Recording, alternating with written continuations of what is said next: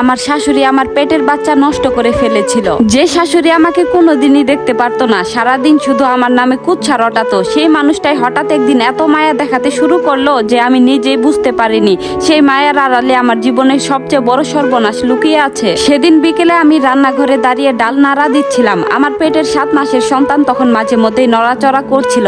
সেই অনুভূতিটা ভাষায় প্রকাশ করার মতো ছিল না। মনে হচ্ছিল আমার পৃথিবীটা ধীরে ধীরে পূর্ণ হয়ে উঠছে। ঠিক তখনই আমার শাশুড়ি বাইরে থেকে হাতে একটা মিষ্টির বাক্স নিয়ে ঘরে ঢুকলেন। আমি অবাক হয়ে তাকিয়ে রইলাম, কারণ তিনি কোনোদিন আমার জন্য এক গ্লাস পানিও এনে দেননি। উল্টো আমি একটু বসে থাকলেও বলতেন, গর্ভবতী হলেই কেউ রানী হয়ে যায় না। কিন্তু সেদিন তার মুখে হাসি ছিল। তিনি আমার সামনে প্যাকেট খুলে বললেন, বৌমা এই মিষ্টিটা খাও, বাচ্চা পেটে থাকলে কত কিছু খেতে ইচ্ছে করে। আমার পোলাটা তো সংসারের খরচ মিটিয়ে ভালো কোনো খাবার খাওয়াতে পারে না। আমি বিস্ময়ে তার মুখের দিকে তাকিয়ে রইলাম। এই মানুষটাই কি সেই মানুষ যিনি প্রতিদিন আমাকে অপমান করেন? আমি কিছুক্ষণ ইতস্তত করছিলাম, কিন্তু মনে হলো হয়তো নাতির মুখ দেখার আনন্দে উনিও বদলে গেছেন। একটা মিষ্টি হাতে নিয়ে মুখে দিলাম। তিনি দাঁড়িয়ে দাঁড়িয়ে দেখলেন আমি পুরোটা খেয়ে শেষ করছি কিনা। তারপর বললেন, আরেকটা খাও। আমি হেসে বললাম, না মা, একটা খেলেই হলো। তিনি কিছু না বলে নিজের ঘরে চলে গেলেন। ঘন্টাখানেক পর থেকে আমার পেটটা কেমন যেন মোচড় দিয়ে উঠতে লাগলো। তার একদিন পর থেকেই পেটের ব্যথা শুরু হলো। প্রথমে ভাবলাম হয়তো গ্যাসের সমস্যা, কিন্তু ধীরে ধীরে ব্যথা এতটাই বাড়তে লাগলো যে আমি সোজা হয়ে দাঁড়াতেই পারছিলাম না। আমি বিছানায় বসে কাঁদতে শুরু করলাম। আমার স্বামী তখনও বাড়ি ফেরেনি। আমি শাশুড়ি মাকে ডাকলাম, মা আমার খুব ব্যথা করছে। তিনি দরজার সামনে এসে একবার তাকিয়ে বললেন, গর্ভবতী হলে একটু একটু ব্যথা হবে। কথাটা বলেই তিনি চলে গেলেন। আমি ফোনে আমার স্বামীকে কাঁদতে কাঁদতে সব বললাম। সে আতঙ্কিত হয়ে বলল, আমি এখনই আসছি। আধা ঘন্টার মধ্যে সে বাড়িতে পৌঁছে আমাকে হাসপাতালে নিয়ে গেল। ডাক্তার আমাকে দ্রুত ভর্তি করলেন। পরীক্ষা নিরীক্ষা চলতে লাগলো। আমি শুধু একটা কথাই বারবার বলছিলাম, ডাক্তার আমার বাচ্চাটাকে বাঁচান। ডাক্তাররা চেষ্টা করলেন, কিন্তু কয়েক ঘন্টা পর একজন ডাক্তার খুব শান্ত গলায় বললেন, আমরা দুঃখিত, আপনার বাচ্চাটা পেটের ভেতর মারা গেছে, তাকে বাঁচানো সম্ভব হলো না। মুহূর্তের মধ্যে আমার পৃথিবীটা অন্ধকার হয়ে গেল। আমি শুধু চিৎকার করে কাঁদছিলাম। আমার স্বামীও মাথা নিচু করে বসেছিল। জীবনে প্রথমবার আমি তাকে শিশুর মতো কাঁদতে দেখেছিলাম। পরদিন সকালে একজন নার্স আমার কেবিনে এসে খুব আস্তে বললেন, আপনি কি হাসপাতালে আসার আগে বাইরের লোকের কাছ থেকে কিছু খেয়েছিলেন? আমি বললাম, হ্যাঁ, আমার শাশুড়ির কাছ থেকে মিষ্টি খেয়েছিলাম। নার্সের চোখে এক অদ্ভুত দৃষ্টি ফুটে উঠল। তিনি আর কিছু বললেন না, কিন্তু কয়েক মিনিট পর দুজন ডাক্তার এসে আমার স্বামীকে আলাদা করে তাদের কক্ষে ডাকলেন। প্রায় 20 মিনিট পরে আমার স্বামী ফিরে এলো। তার মুখ ফ্যাকাশে। আমি বারবার জিজ্ঞেস করলাম, কি হয়েছে, ডাক্তার কি বলেছে? সে কোনো উত্তর দিল না, শুধু আমার হাত শক্ত করে ধরে বসে রইল। ঠিক তখনই কেবিনের বাইরে আমি আমার শাশুড়ির কণ্ঠ শুনতে পেলাম। তিনি রুমে ঢুকে আমাকে জড়িয়ে ধরে কান্না করতে লাগলেন। শাশুড়ির সেই জড়িয়ে ধরা কান্নায় মায়ের ছিটা ফোটাও ছিল না, ছিল এক জমাট বাঁধা হিমশীতল অনুভূতি। যে হাত দুটো দিয়ে আমাকে জড়িয়ে ধরেছিল, হঠাৎ করে আমার মনে হলো সেগুলো কোনো মানুষের হাত নয়, একটা বিষধর সাপের শরীর।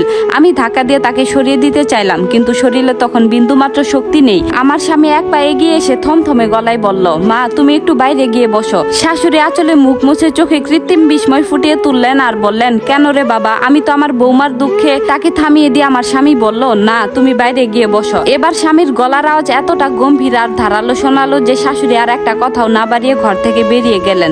যাওয়ার আগে দরজার দিকে ঘুরে আমার দিকে একবার তাকালেন। সেই দৃষ্টিতে শোকের কোনো চিহ্ন ছিল না, ছিল এক অদ্ভুত হিংস্র সতর্কতা। তিনি রুম থেকে বেরোতেই আমি স্বামীর হাত চেপে ধরলাম আর বললাম, ডাক্তাররা তোমাকে কি বলেছে?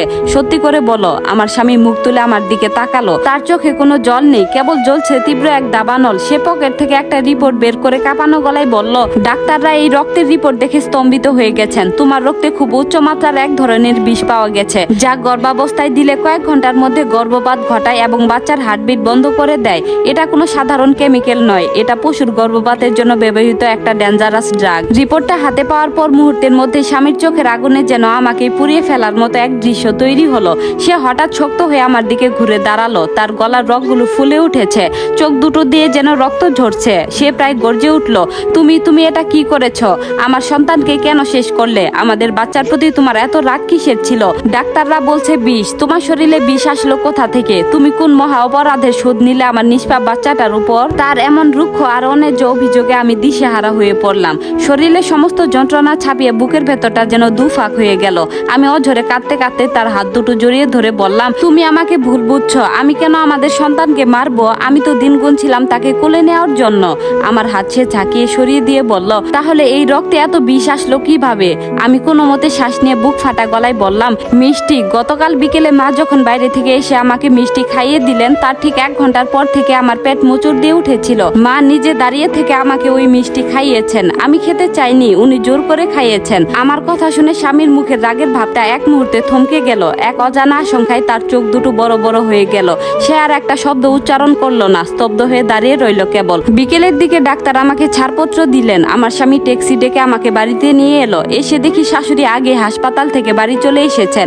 এই বাড়িটায় পা রাখার প্রতিটি মুহূর্তে আমার বুকের ভেতরটা কেঁপে উঠছিল। এই মানুষটা আমাকে কোনোদিন মেনে নেননি, কারণ একটাই, আমি এক অতি গরিব ঘরের মেয়ে। আর আমার স্বামী আমাকে ভালোবাসে, নিজের জেদে পছন্দ করে বিয়ে করেছিল। শাশুড়ি মায়ের ইচ্ছা ছিল ছেলেকে বড় কোনো ধনী করে বিয়ে দিয়ে মোটা অঙ্কের যৌতুক নেবেন, জাকজমক করে ঘরদোর পাল্টে ফেলবেন। কিন্তু আমার আগমনে তার সেই স্বপ্ন ভেঙে ছারখার হয়ে যায়। আর তার মনে বিশ্বাস জন্মেছিল আমি নাকি জাদুটোনা করে তার ছেলেকে তার কাছ থেকে কেড়ে নিয়েছি। সারাদিন পাড়াময় ঘুরে ঘুরে আমার নামে মিথ্যা অপবাদ আর কুচ্ছা রটানোই ছিল তার নিত্যদিনের কাজ। স্বামী আমাকে ধরে সাবধানে ঘরের ভেতরে নিয়ে বসালো। তারপর দরজার দিকে তাকিয়ে গম্ভীর গমগমে গলায় ডেকে বলল, মা এদিকে এসো। শাশুড়ি আঁচল দিয়ে চোখ মুছতে মুছতে কান্না করে ঘরে ঢোকার নাটক করে বললেন, বৌমা কত কষ্টটাই না পাইলো। কথাটা শেষ করার আগে আমার স্বামী তার দিকে ঘুরে দাঁড়ালো। তার চোখে তখন কোনো মায়ের প্রতি ভালোবাসা ছিল না, ছিল এক ভয়ঙ্কর রাগী আর ঘৃণাপূর্ণ দৃষ্টি। সে থমথমে গলায় বলল, তুমি আমার সন্তানকে কেন মারলে মা? শাশুড়ি মায়ের মুখের ভাব মুহূর্তে গায়েব হয়ে গেল। তিনি বুক চাপড়ে ডুকরে কেঁদে উঠে বললেন, ও মারে, তুই এগুলা কি কষ্টে বাজান? আমি আমার নিজের রক্তের নাতি নাতনি রে মারমু কেন? কিসের কথা বলস তুই? বউ তোকে কি বোঝাইছে? আমার স্বামী চিৎকার করে উঠল, মিথ্যা বলা বন্ধ করো। ঘরের থালা বাসন যেন কেঁপে উঠল সেই চিৎকারে। সে শাশুড়ির খুব কাছাকাছি গিয়ে ধমক দিয়ে বলল, আজকে সত্যি কথা বলো, আর না হলে আমি ভুলে যাব তুমি আমার জন্মদাত্রী মা। আমি এখনই পুলিশ ডাকতে বাধ্য হব। রক্ত পরীক্ষার মিষ্টি দোকানের হিসাব বের করতে পুলিশের 5 মিনিটও লাগবে না। পুলিশ আর জেলখানায় যাওয়ার কথা শুনে শাশুড়ির মুখের ধূর্ত ভাবটা এক নিমিষে হাওয়া হয়ে গেল। হাঁটু দুটো কেঁপে উঠে তিনি মেঝেতেই বসে পড়লেন। থর থর করে কাঁপতে কাঁপতে তিনি অস্ফুট স্বরে স্বীকার করে ফেললেন সব। তিনি কাঁদতে কাঁদতে বলতে লাগলেন, আমারে মাফ কইরা দে বাজান, আমি জেনে শুনে এত বড় ক্ষতি করতে চাই নাই। আমি ভাবছিলাম তোর বইয়ের কোলে যদি বাচ্চা আইসা পড়ে তুই তো আমার একদম পর কইরা দিবি, বইয়ের কথায় উঠবি বসবি, আমার কোনো দামই থাকবে না এই সংসারে। তাই আমি না বুঝে ওই ওষুধ এনে মিষ্টিতে মিশাইছিলাম, কিন্তু এতটা হয়ে যাবে আমি বুঝি নাই রে বাবা। মা হয়ে নিজের স্বার্থের জন্য একটা নিষ্পাপ প্রাণকে এভাবে বিষ খাইয়ে হত্যা করার নজির শুনে ঘর জুড়ে এক অদ্ভুত নিস্তব্ধতা নেমে এলো। আমার স্বামী কিছুক্ষণ তার দিকে পাথরের মতো এক দৃষ্টিতে তাকিয়ে রইল। তার চোখ থেকে জল গড়িয়ে পড়লো, তবে সেই জল শোকের নয়, চরম বিষাদের। সে শাশুড়ির সাথে আর একটা বাক্য ব্যয় করলো না, ঘর থেকে বের হয়ে চলে গেল। পরবর্তী 3টে দিন আমরা একসাথে থেকেও একে অপরের পর হয়ে রইলাম। স্বামী আমার সেবা যত্ন করলো, কিন্তু নিজের মায়ের সাথে একটা শব্দ আর বলল না। আজ 3 দিন পর আমরা আমাদের সামান্য গুছানোর জিনিসপত্র দুটো ব্যাগে ভরে এই বাড়ির মায়ের জ্বালার বিষাক্ত অতীত চিরতরে পেছনে ফেলে বের হয়ে এলাম। আমার স্বামী পরিষ্কার জানিয়ে দিয়েছে, যে মা নিজের স্বার্থের জন্য নিজের নাতিকে হত্যা করতে পারে সেই মায়ের সাথে সম্পর্কের ইতি এখানেই। আমরা শহরের অন্য প্রান্তে একটা ছোট বাসা ভাড়ায় নতুন করে উঠছি। আমাদের কোল এখন খালি, বুকের ভেতর সন্তান হারানোর যন্ত্রণা দাউ দাউ করে জ্বলছে, কিন্তু একে অপরের হাত দুটো আমরা শক্ত করে ধরে রেখেছি। বিষাক্ত সম্পর্কের বেড়াজাল ভেঙে এই রক্তচোষা ঘরের শত্রু বিভীষণকে পেছনে ফেলে আমরা আবার নতুন করে জীবন গড়ার শপথ নিলাম। এই গল্পটি এখানেই শেষ। সম্পূর্ণ গল্পটি আপনাদের কেমন লাগলো অবশ্যই জানাবেন। ধন্যবাদ।